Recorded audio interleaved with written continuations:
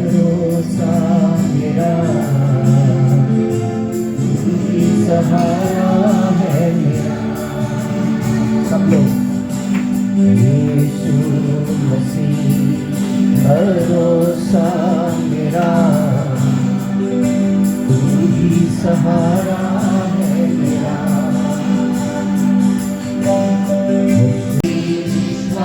योग्यता देखूंगा मैं उम्र भर, मैं हाथ उठाकर गाऊंगा, यीशु तेरा नाम रहे ऊंचा। मैं हाथ उठाकर गाऊंगा, यीशु तेरा नाम रहे ऊंचा। आदर और महिमा हो तेरी, तू ही हमारा खुदा, तू ही हो तेरी मर्जी, तेरा ही राज हो यहाँ। आदर महिमा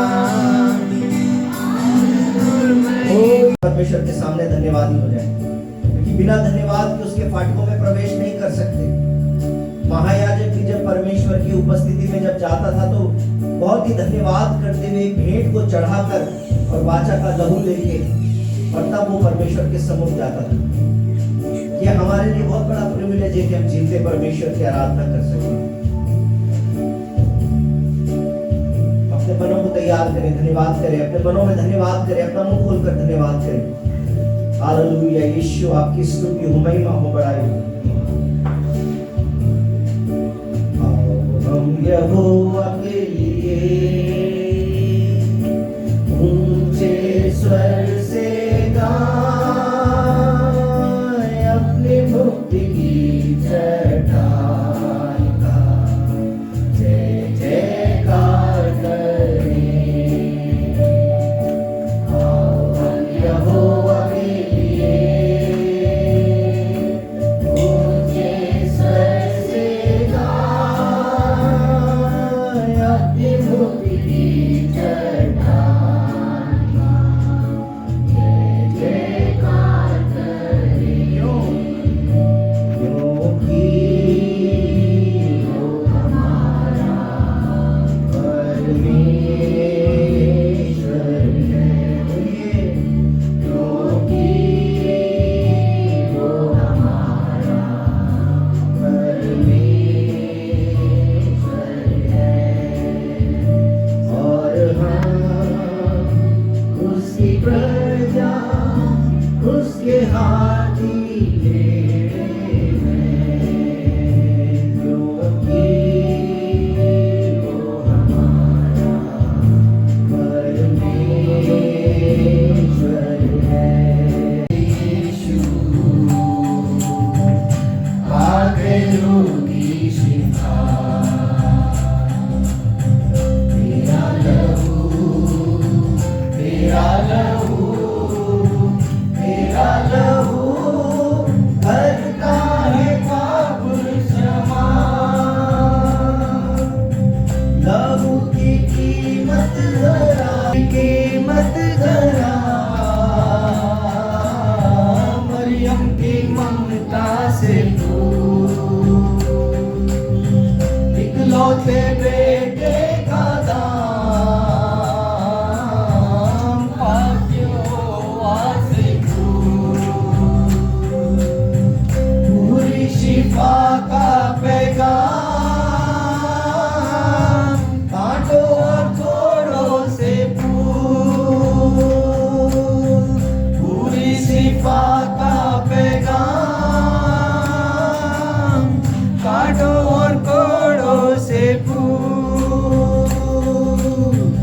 पाक लहू, पाक लहू, पाक लहू हमको भी है। प्रभु जी, आपका वो जिंदा लहू हमको बुलाता है ताकि हमको अपनी पनाह में ले ले, हमको अपनी छाया में ले ले प्रभु जी, हमारे जीवनों को बदल दे परमेश्वर।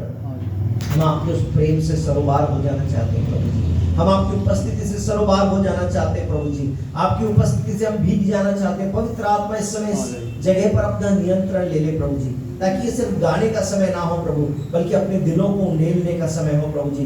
ये सिर्फ प्रभु जी ऐसा समय ना हो जो हम रेगुलरली करते हैं, बल्कि वो ऐसा समय हो जब आपका पवित्र आत्मा एक बड़ी आग के साथ में हमारे होठों को छू ले।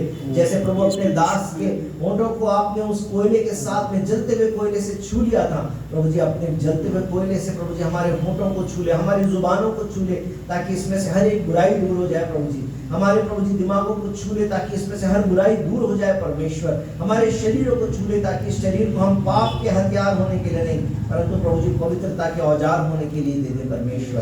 हमने कहा है कि हम अपने आप को जीवता और भावता हुआ बलिदान करके चढ़ाएं। हम इसलिए आज तेरी विश्वास योग्यता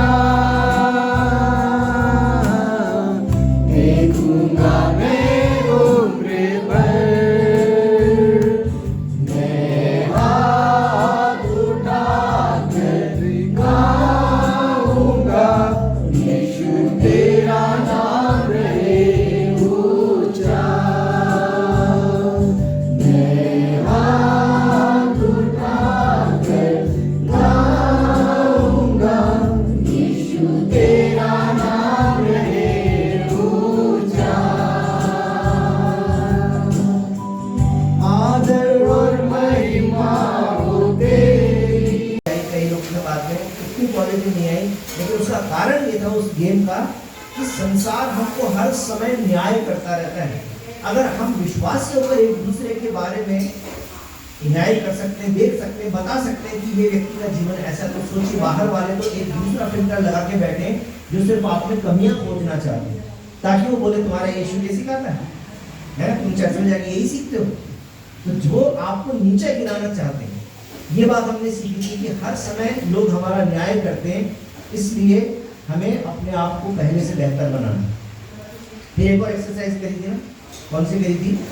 एक लीडरशिप में की थी हमने कि एक दूसरे के बारे में, वही पैटर्न वही था, लेकिन एक दूसरे के बारे में 3 ऐसी बातें लिखनी कि इसके जीवन में कम से कम ये परिवर्तन आ जाए कि वो और अच्छा विश्वासी हो जाएगा।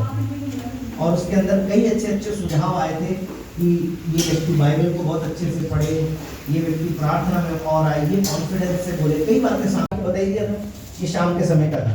ये जरूरी नहीं है कि आपका डिवोशन का टाइम सुबह ही हो, आपका डिवोशन का टाइम शाम को भी हो सकता है। जैसे ये अभी लोगों ने बताया सरकारी नौकरी में ये अकेली रहती हैं, तो इनको नाश्ता भी खुद ही बनाना है, खाना भी खुद ही बनाना है, तो हो सकता है कि सुबह का रूटीन मुश्किल हो, लेकिन वैसे सुबह का टाइम इसलिए ईजी है क्योंकि सारी दुनिया के जागने से पहले का समय आता है।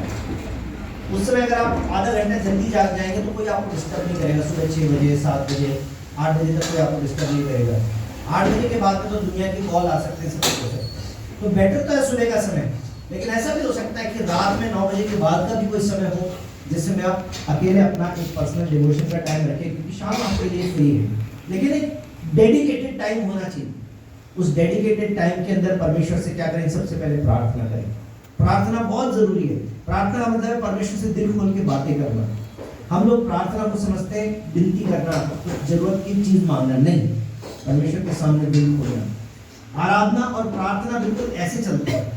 और मैं बताऊं सच्ची में, पर्सनल डिवोशन में बाइबल पढ़ना, प्रार्थना करना, आराधना करना, ये सब ऐसे चलता है एकदम मिक्स होके। मैं कई बार प्रभु से जब प्रार्थना करने बैठता हूँ तो प्रार्थना के बीच में गीत रहता है, गीत के बीच में मैं बाइबल पढ़ने लगता हूँ, या फिर कई बार मैं बाइबल पढ़ना लगता हूँ, 2 बात के बाद ही परमेश्वर मुझे बोल देते हैं, वही मेरा दिमाग अटका ही रहता है।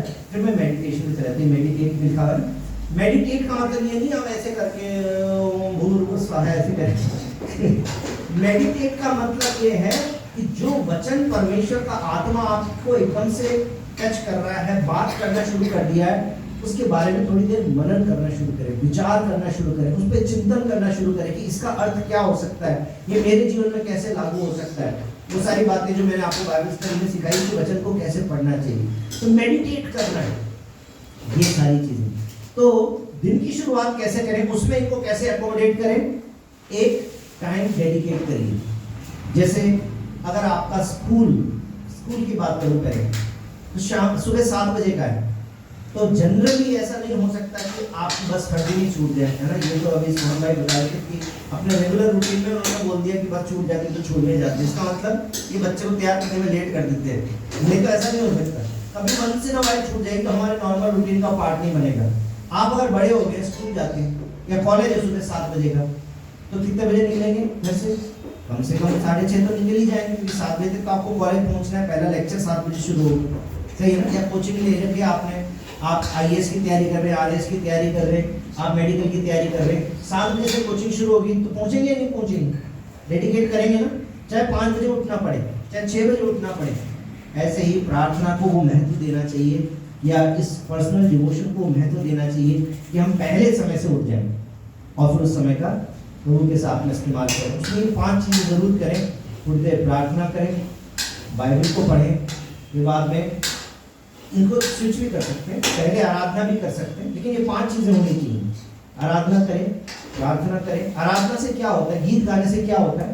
गीत गाने से हमारा ध्यान जो है ना, बाकी चीज़ों से हट के डाइवर्ट होकर एक जगह पे आ जाता है, क्योंकि हम उसमें एक मेलोडी होती है, उसमें हम ताली बजा सकते हैं, तो वो हमारे दिमाग को बाकी चीज़ों से एकदम अलग करके और सैचुरेट कर देती है। जैसे अभी हमने गीत गाया इतनी देर आराधना की, क्यों?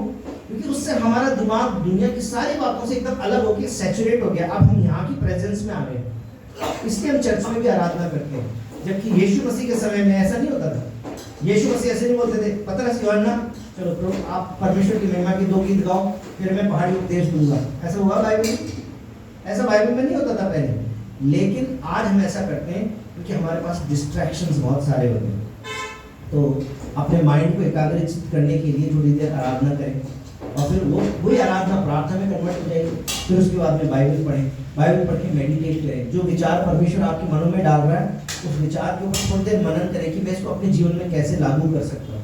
और फिर उसके बाद में अगर हो सके एक डायरी मेंटेन करिए। जैसे मैंने आप लोगों को सबको एक नए साल में एक डायरी दी थी, जिनको नहीं मिली वो मुझसे ले सकते हैं, मैं खरीद के दूंगा भले। लेकिन प्रतिदिन उसके अंदर बाइबल को जो आप पढ़ते हैं कुछ नोट्स बनाइए कि आज मैंने बाइबल में से ये सीखा, ये वचन मुझे समझ में आया, परमेश्वर ने मुझसे आज ये बात की, तारीख डाल के। जब आप उसको बाद में पढ़ेंगे ना, आपको बहुत अच्छा लगेगा। मेरी जो उस समय की डायरी, जब मैं नया विश्वास में आया था, उसको जब मैं आज में पढ़ता हूँ तो आज भी मुझे उसमें एनकरेजमेंट मिलता है। फिर से मुझे लगता है फिर करना चाहिए। मेरी बहुत सारी डायरियाँ जो है वो घर में 4-5 डायरियाँ मेरे पास में रखी हुई हैं। तो ये 4-5 बातें करना ये इम्पॉर्टेंट है। और दूसरा, इस साल का हमारा दर्शन वचन के सिर्फ सुनने वाले नहीं, मानने वाले बनना है। तो जो वचन प्रभु का आत्मा आपसे बात करता है पर्सनल डिवोशन में, उसको फिर दिन भर अपने जीवन में लागू करने की कोशिश करें, उस हफ्ते में लागू करने की कोशिश करें। तब आपका जीवन जो है प्रभु के साथ में बदलता चलता जाएगा। बाइबल से मिला है? ये नहीं है, ये शब्द अलग आ गया, ये शब्द अलग आ गया। नहीं ये कुछ और है। यहाँ पे बुद्धि वाला दूसरा था। नहीं, बस थैली को ले जाओ, थैली काम आएगी।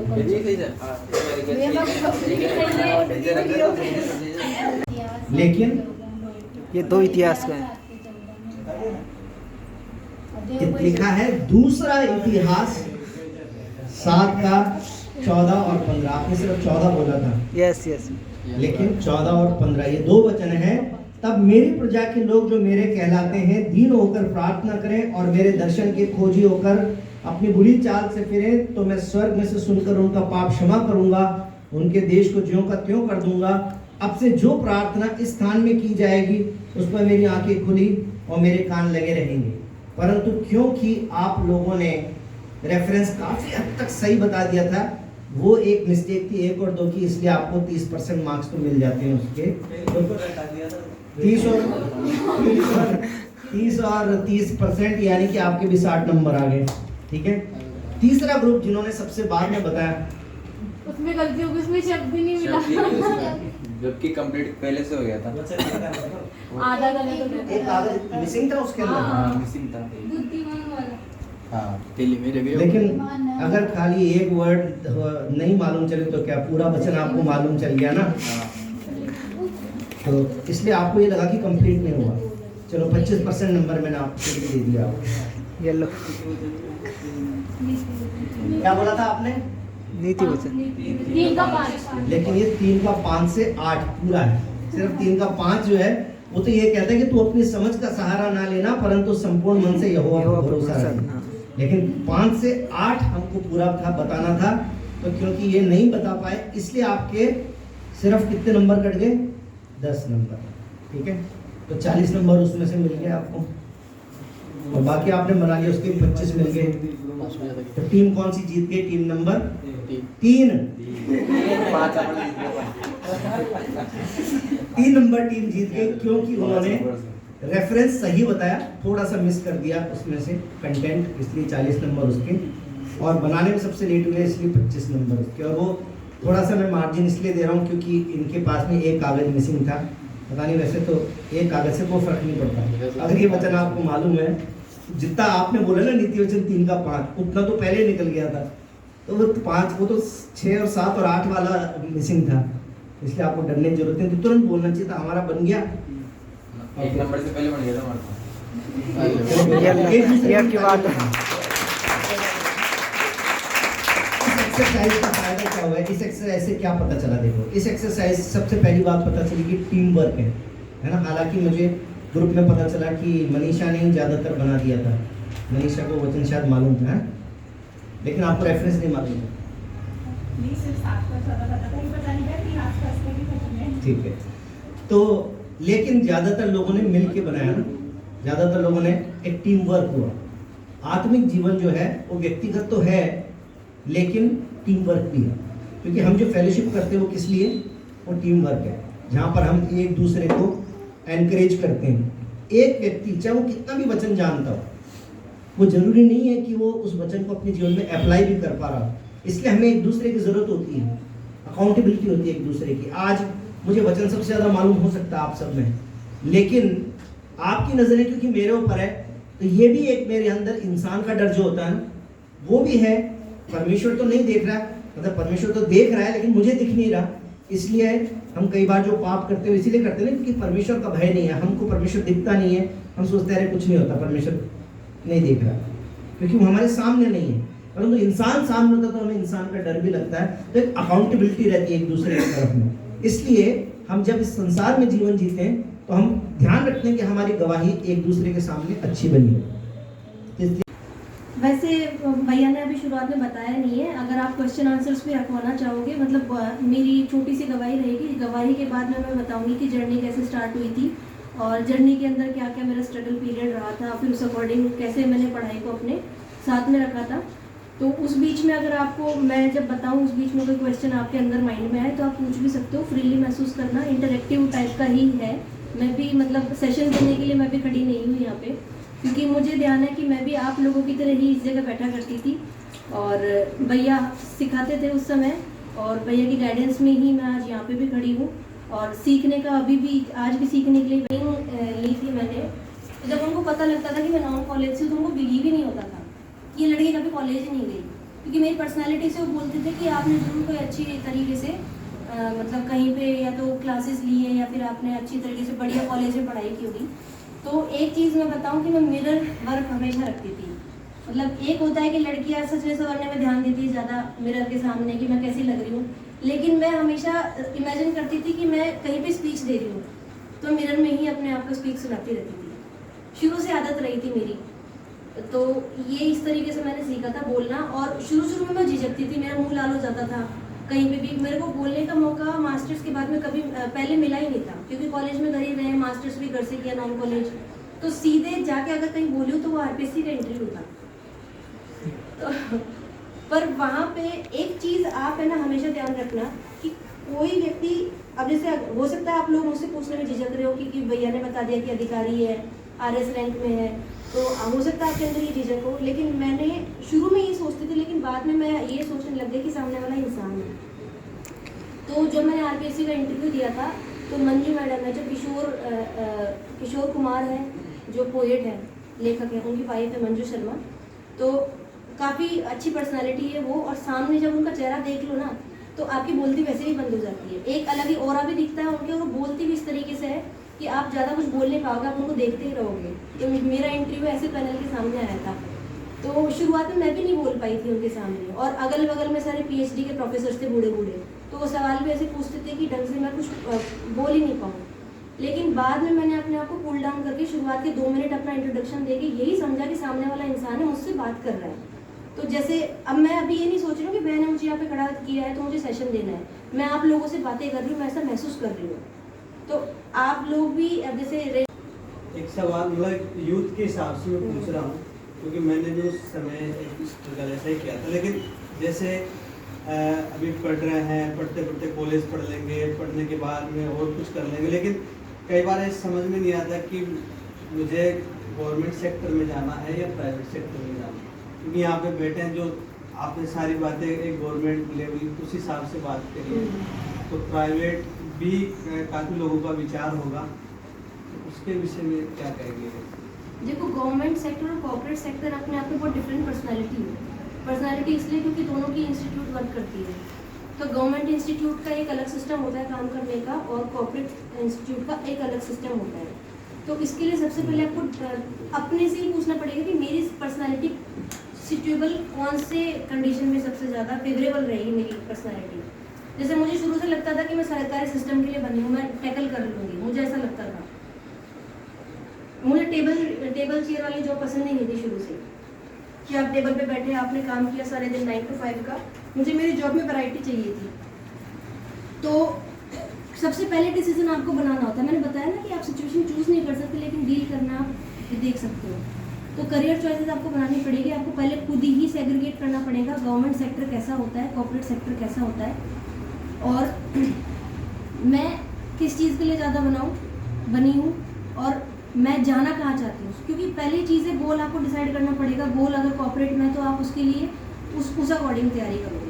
और गवर्नमेंट सेक्टर और कॉर्पोरेट सेक्टर इसलिए भी बहुत अलग है कि गवर्नमेंट सेक्टर के लिए आपको कोई प्रोफेशनल डिग्री नहीं चाहिए होती। बहुत सारे मेरी तरह लोग होते हैं जिन्होंने बहुत ही जेनरिक टाइप का कोर्स किया हुआ है, जैसे मैंने BA किया हुआ है ना। और मेरे जो बीच वाला भाई है उसने IIT कानपुर से BTech की हुई है, तो उसकी प्रोफेशनल डिग्री है। और उसमें भी उसकी स्ट्रीम सिविल थी, बाद में उसने IT सेक्टर की भी कुछ एक कोर्सेज किए, तो एक तरीके से उसकी प्रोफेशनल डिग्री हो गई। तो मैं पर्सनली मानती हूँ कि किसी को प्रोफेशनल डिग्री के अंदर महारत हासिल है, उसका इंटरेस्ट है, तो उसको बिना कुछ सोचे समझे कॉर्पोरेट सेक्टर में ही जाना चाहिए अगर उसका इंटरेस्ट है। जैसे कुछ लोगों को कोडिंग बहुत पसंद होती है, तो अगर कोडिंग पसंद है तो उसको गवर्नमेंट सेक्टर के बारे में ज़्यादा कुछ सोचना नहीं चाहिए। हालांकि कुछ लोग ये भी सोचते हैं कि भाई मेरी फैमिली सिचुएशन ऐसी है तो मुझे जॉब सिक्योरिटी चाहिए। तो जॉब सिक्योरिटी आपको गवर्नमेंट सेक्टर में मिलेगी कि आपने एक बार मेहनत की, तो कितने ही चार्जशीटें खाते रहो, नौकरी कोई नहीं खाएगा आपसे। नौकरी हमेशा ही रहेगी। आप रिटायर हो जाओगे, तनख्वाह आपको कम मिलेगी, इंक्रीमेंट कम मिलेगा, हो सकता है पेंशन आपको 50 की जगह आपको 25 मिल जाए, लेकिन आपके पास फाइनेंशियल सिक्योरिटी हर महीने की रहेगी। वो कॉर्पोरेट में नहीं होती। तो कोई कंसिडर करना चाहिए कि मेरी फैमिली सिचुएशन ऐसी है, तो हो सकता है कि वो प्रोफेशनल डिग्री लेके भी उसको गवर्नमेंट सेक्टर